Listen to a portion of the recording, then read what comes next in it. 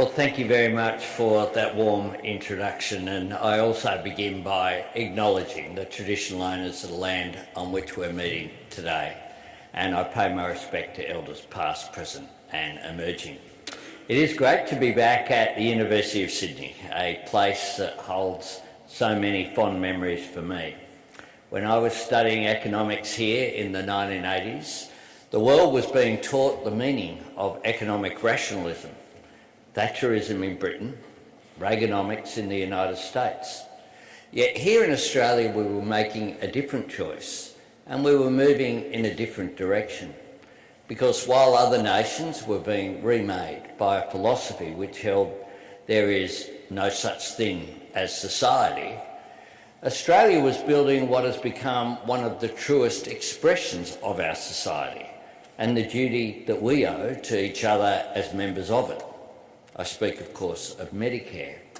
That was an act of economic reform, of social justice, and a statement of national ambition. In creating Medicare, Australia didn't beg or borrow from elsewhere. We built for the best by building for ourselves. That thread runs through our national story. As innovators and inventors in science and research, in agriculture and energy, and in democracy, progress and fairness too. Back when the Industrial Revolution was fundamentally altering the shape of the economy and the nature of work, the minimum wage and 8-hour day were radical experiments. Today, those Australian ideas are rights that workers have fought for and won around the globe. We were the first country in the world where women could stand for Parliament and vote in elections. And these were free and fair elections, conducted by secret ballot, something that other democracies call the Australian ballot. In the 1990s, universal superannuation was controversial. Today, in nearly every meeting I have with foreign leaders and international investors alike, they raise our super system as world leading. In September 2024, when I announced that our government will be implementing a social media ban for Australians under the age of 16, that too was seen as radical. We were told it was too late to act and too hard to implement, that its opponents were too powerful to listen or change. We understood the difficulties we were up against, but we also knew that our action would send a signal and set a standard. It would start conversations within families and friendship groups. It would help parents and teachers talk to young people about the harmful impacts of social media with government and the law as backup. Australia's social media ban started these same conversations right around the world, so that by the time I was at the United Nations in September last year, countries were seeking us out to learn about the approach that we were taking. Today, more than 20 nations have implemented or are implementing social media age restrictions of their own, and many more are having the discussion. This is a credit to the courage of Australian parents, people who channeled unimaginable grief into a selfless call for action. And it is proof of what Australia can do when we back ourselves, where we apply our enduring values to the challenges that are presented by new technologies. We can set a standard that changes the way the world looks at an issue and deals with it.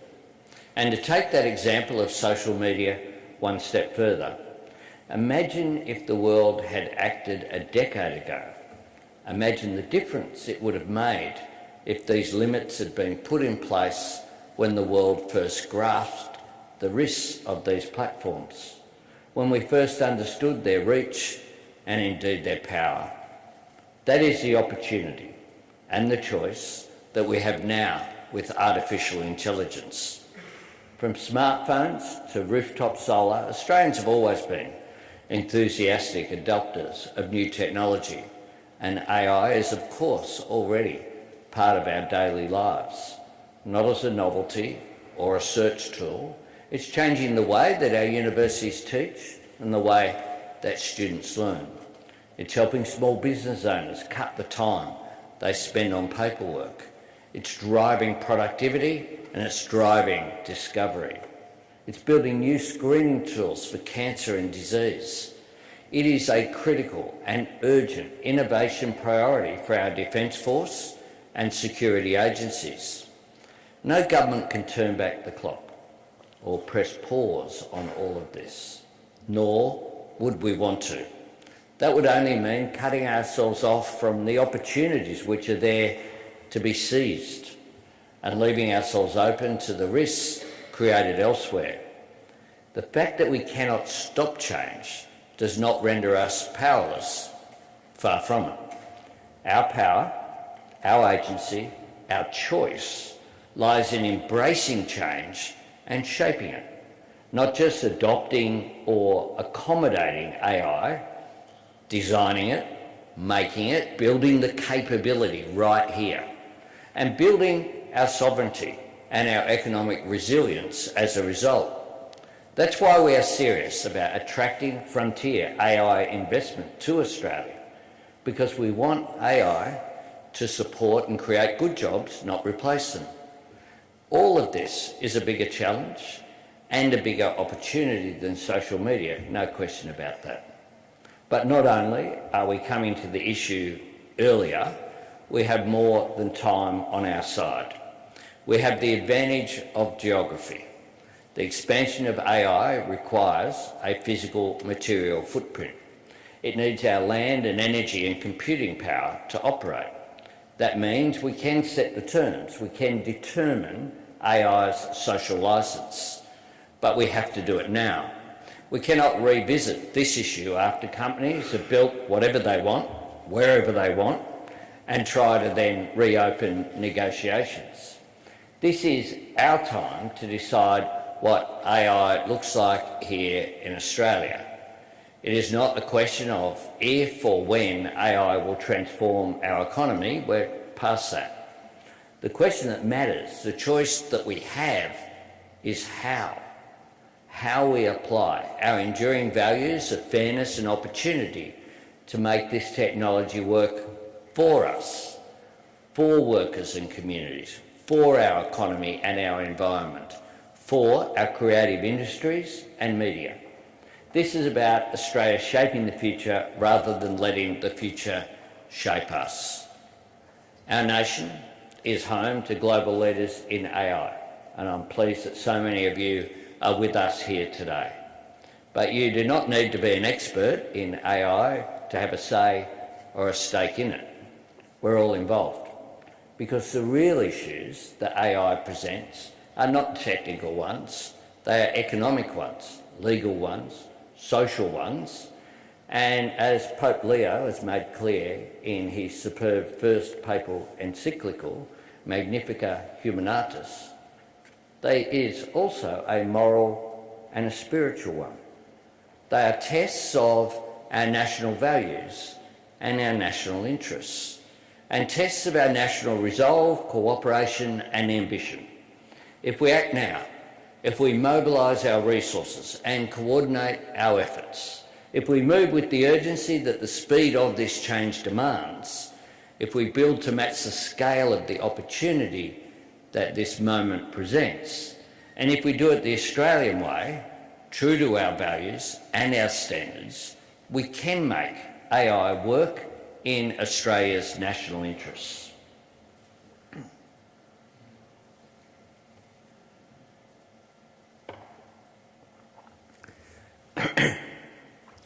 Last week, the Department of Employment and Work-Based Relations published real-time, data-driven analysis of AI's impact on the labour market.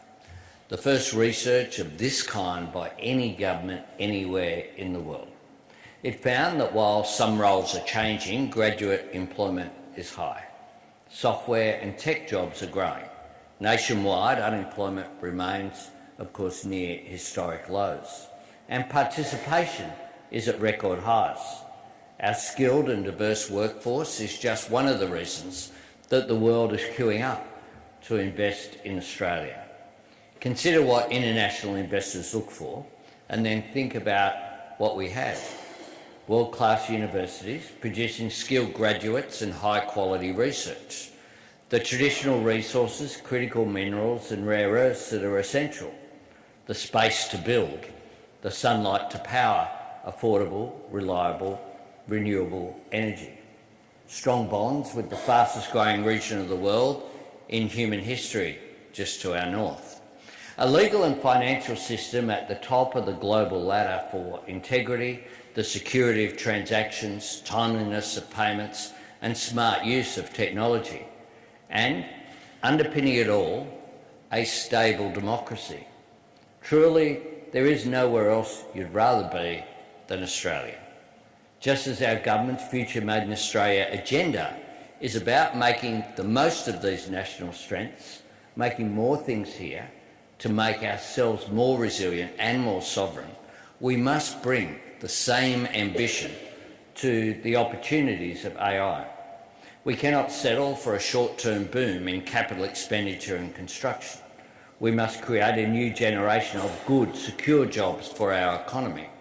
And while the world is looking to us, we know it won't wait for us. If we hang back or stand still, this will just run right over the top of us. And if we descend into self-doubt or wander out into the global market as a disparate collection of states and councils and companies and firms, rather than as one country, then others will write the rules and maybe they will play by them. That would not only risk the integrity of Australian artists and journalists, it would mean subcontracting our national sovereignty and security to the control of foreign monopolies and relegating our workers and our economy to the last link of the digital supply chain. We cannot and we will not accept that for Australia. The inescapable lesson of the global instability of the 2020s is that if we are always dependent on someone else, somewhere else, we will always be vulnerable. This is true for resources and technology alike. It is why we legislated to keep the NBN in public hands, so that even as communications technology is increasingly distributed amongst different networks and overseas interests, Australians retain sovereignty over our high-speed internet. Our great country can be much more than a data warehouse for AI products made overseas. We can do much more than manage investment in ideas from elsewhere. We can lead in everything from cybersecurity and biotechnology to advanced manufacturing. And this is why we want Australia to have more of a stake in where AI is made and how it is made. We want great universities like this one leading the way. And we want more Australian companies and global firms developing AI here to boost our sovereign capability, to strengthen our national security and build our economic resilience.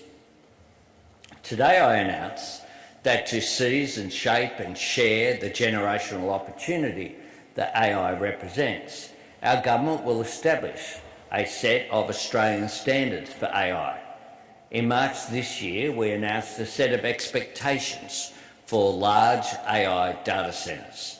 This will bring them into one regulatory framework, clear, consistent and mandatory.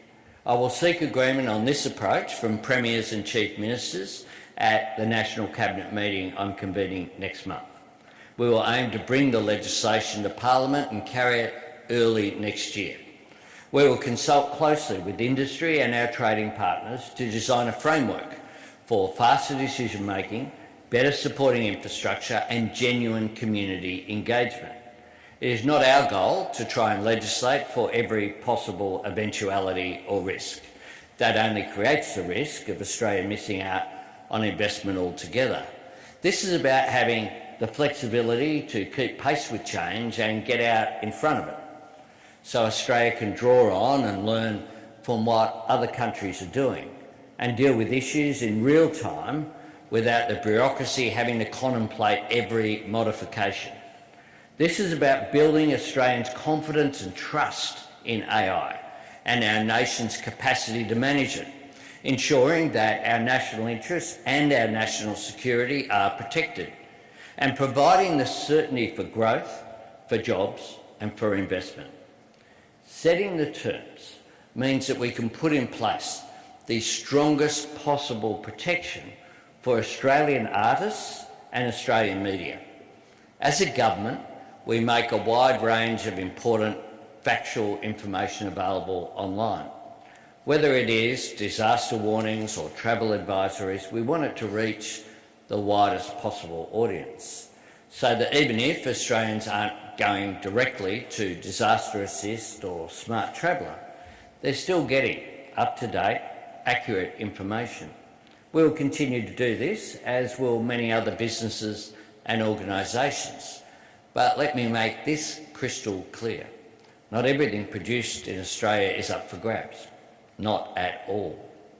Australian writers, musicians, artists and journalists must retain ownership and control of their work. Our laws will spell that out, plain as day. An artist's creative endeavour is their work and their property. No company should use Australian books, music, art or news to build or train AI without the artist's control. And that includes the artist's control of the price and value of their work. Anything less is theft. No country has got this right yet. Nowhere do artists or rights holders have sufficient control of their work when it comes to AI training. And that is why the best way to secure the strongest copyright protections for Australian artists is for Australia to be active and involved, to build the best possible solution for ourselves, and to preserve the creativity that is fundamental to who we are, to our national identity, and the journalism that is essential to our democratic society. Our Australian standards will also set clear rules for large data centres, where they are built and the power and water they use. We have a continent to ourselves, one of our big advantages. We have more than enough room for new data centres without them competing with new housing. And we will work with every level of government to see common sense prevail. We know that companies will need to invest in skills and training to be successful, and we know they will need energy too. We'll create a legal obligation for the next generation of large-scale data centres to underwrite new power supply, to pay their full share of grid connection so no costs are passed on to homes or businesses, and to put at least as much energy into our grid as they take out of it, to be net generators, not net users, to build new renewable generation and firming to strengthen our national energy resilience and ensure that data centres do not increase power prices for Australians. Australia is the sunniest continent on Earth, but we're also the driest, which is why our rules will require data centres to minimise their water use, to maximise their energy efficiency and pay for any additional water infrastructure that is required. These location, energy and water obligations take in every level of government and their overlapping powers, which is precisely why we need national standards. So every level of government is on the same page and driving to the same outcome. Every country on earth is grappling with these challenges right now. Australia will be the first country in the world to bring these issues into a single national framework. And getting this right will enhance our appeal to international investors by delivering greater clarity and speed for approvals and a streamlined process for verifying compliance. It also imposes a really important discipline on government, because AI touches on the work of every minister and department. So it is only natural that up until now our response has been issue by issue, sector by sector. But just as government developed coordinated approaches for other significant technologies, from civil aviation in the 1920s to genetics in the 1990s, we must do this with AI as well. Effective today, I am establishing the Office of AI in my own department of the Prime Minister and Cabinet. It will work closely with the Minister for Industry and Innovation, Tim Ayres, and the Assistant Minister for Science, Technology and the Digital Economy, Andrew Charlton, to coordinate the design of our new Australian standards and to bring together the work that ministers right across the government are undertaking. The Minister for Climate Change and Energy is working with his state and territory counterparts and energy market bodies. The Attorney-General, who's with us today, has been facilitating the consultation on copyright and artist protections where AI training is involved. The Treasurer will have responsibility for the absolutely pivotal role of AI in our productivity agenda. The Minister for Employment is engaging with employers, workers and unions on AI's role in the workplace. And the Education Minister is meeting with his counterparts literally today to discuss the impact of AI in schools. This is in addition to the ongoing work in everything from the design of our digital duty of care by the Communications Minister to the risks that chatbots pose to children, to the intersection of AI and skills and manufacturing, and importantly, work that the Defence Minister is leading, AI in defence and national security.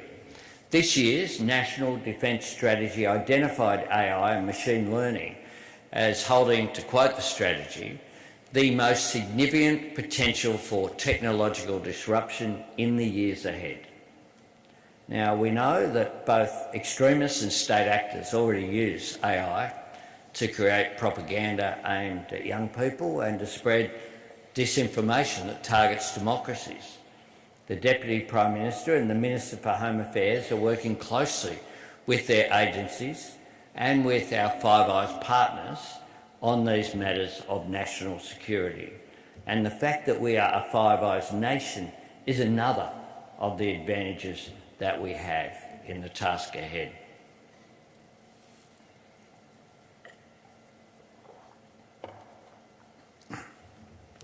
Now, I was the first member of my family to go to university, first to finish school, actually. And like most of the people I went to school with, I sat my last high school certificate exam on the Thursday, and I went into full-time work the following Monday. I started work at the Commonwealth Bank branch in Home Building, about 100 metres from here. Now, when I got there as a young 17-year-old, they gave me a task which was new and revolutionary at the time. My job was to try to sweet talk the customers who were coming in with their passbooks and to convince them of the need to use this new contraption. It's called an ATM, a hole in the wall. Our target, our KPI, was if I could convince 20% of people to abandon the old paper passbooks and to trust this key card, as it was then, put it into the wall and get money pop out. That was the target. It's not that long ago. I'm old, but not that old. None of us could have imagined a world where most people do most of their banking today from a phone that you've got in your pocket. Now, when I was working at the bank, I also remember people telling me that was a good job. It was one of the reasons why my mum encouraged me. It was then publicly owned, of course. So you were getting a job that was secure for the next 30 years. That was the expectation back then, that you'd have one job, one career, work your way up. One day I might get to be manager of a local branch or something like that. You'd have one employer. Now that world is long gone. Wave after wave of technology and economic change have redefined it. Australians studying here or starting in the workforce today don't expect or want one job for life. But what has not changed, and what will never change, is the value and importance of secure and fulfilling work. A job that gives you a stake in the economy, the stability to plan for your future, and the opportunity to better yourself. Now, we should not treat AI as a threat to good jobs. We must use it as an instrument to help create them. That is the task that we have. That is the responsibility, the challenge, and indeed the opportunity facing our country. If we move with purpose now, if we back ourselves, if we trust in our values and invest in our people, if we set our national standards high, then I have every confidence that Australia can seize this moment and make it our own. We can make AI indeed stand for Australia's interests, and I hope to do so. Thanks very much.